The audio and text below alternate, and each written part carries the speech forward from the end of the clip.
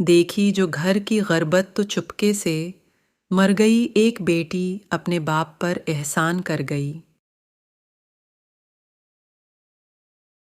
वाले हम तो पाक साहब रहते ही नहीं, तो फिर हमको मस्जिद से जल्दी का पढ़ के निकलना पड़ेगा।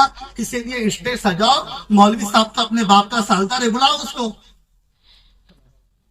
अंदर एंट्री करने का भी दिल नहीं हो रहा था मेरा। मैं क्या करूंगा, चले जाता तो वो जिसके घर पे बेटी विदा होने वाली वो परेशान हो जाता कि यार मौलवी साहब को इतनी भी अक्ल नहीं थी। उनका गुस्सा एक तरफ, मगर दिल का दर्द बताए तो किसको बताए। आज बहुत तकलीफ हुई है मुझको।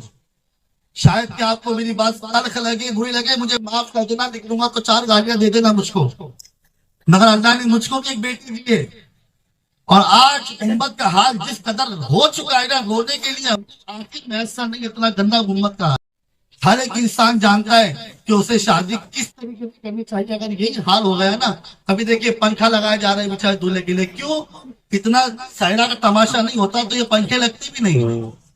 मैं क्या करें कि अम्मा की खुशी थी ना, ये अम्मा की खुशी थी कि नहीं तो भाई मैं तो तेरे को देखूंगी, तो फिर अम्मा के लिए करना पड़ा उसको।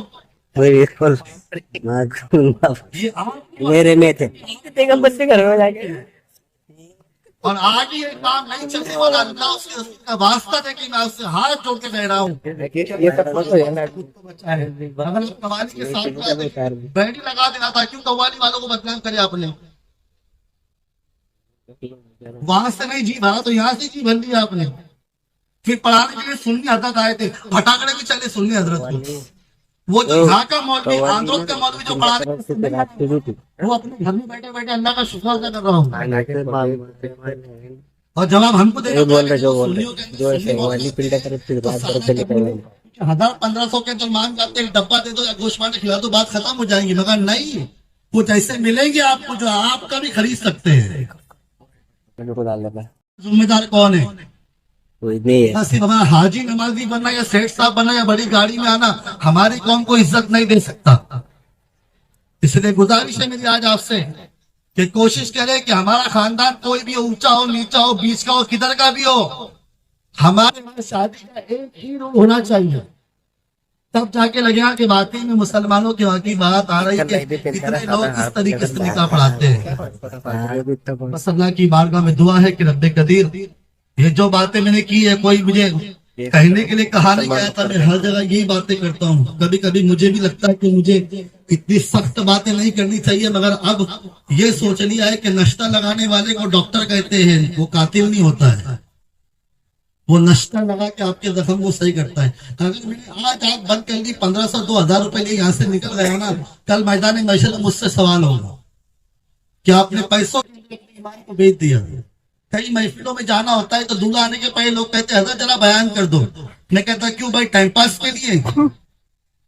दूल्हे में आए कि बयान खत्म हो जाएगा, कार्रवाई शुरू हो जाएंगी। इसलिए जब तक कि दूल्हा आके नहीं बैठता मैं खुद भी नहीं आता। क्यों? क्योंकि आपके पैसे में लेता नहीं हो ना, इसलिए आपका भंदा हुआ आपका सालदार नहीं हो। मैं सुनना पड़ेगा आपको जो, वरना बुलाना बंद कर दे मुझे। मैं तो ऐलान करता हूँ कि बंद कर दो मुझे बुलाना। कोई चापलूस वाले को लेके आ जाओ जो सुबह अल्हम्दुलिल्लाह हाजी साहब शेख साहब बोल के आपके निकाह पढ़ा दे। अल्लाह रहम करे। क्योंकि अब मेरी भी अल्लाह ने मुझे भी बेटी दी, मुझे भी फिक्र हो रही है कि क्या होगा उसका। यतीम की बच्ची घूम रही है, गरीब की बच्ची घूम रही है, मगर हमारे खर्चे कभी नहीं हो रहे। पूछिए आप जाके, जितना सामान है ना, पूछिए किस तरीके से जमा किया होगा, पूछ लीजिए आप। अरे ये बर्तन भांडों की औकात क्या है? कितने में मिलते हैं बाजार के अंदर? कितने में मिलते हैं बाजार के अंदर? बताए आप मुझको।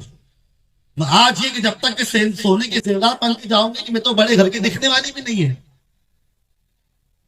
मगर जवाब तो औरतों को भी देना है कि अल्लाह ने उनकी पेट के अंदर बेटियां दी है, और मर्दों को भी देना है कि कमा के ला रहे हो अपने औलादों के लिए। सबसे बड़ा मसला मुसलमान की घर की शादी है, चाहे वो खटकी हो, अंसारी हो, वो चाहे तंबोली हो, चाहे वो पिटारी हो, शाह हो, कोई भी हो, शेख सैयद पठान कोई भी हो, मगर बैसियत कलमा पढ़ने वाले तो हमारे मामला एक जैसे होने चाहिए। बस अब दुआ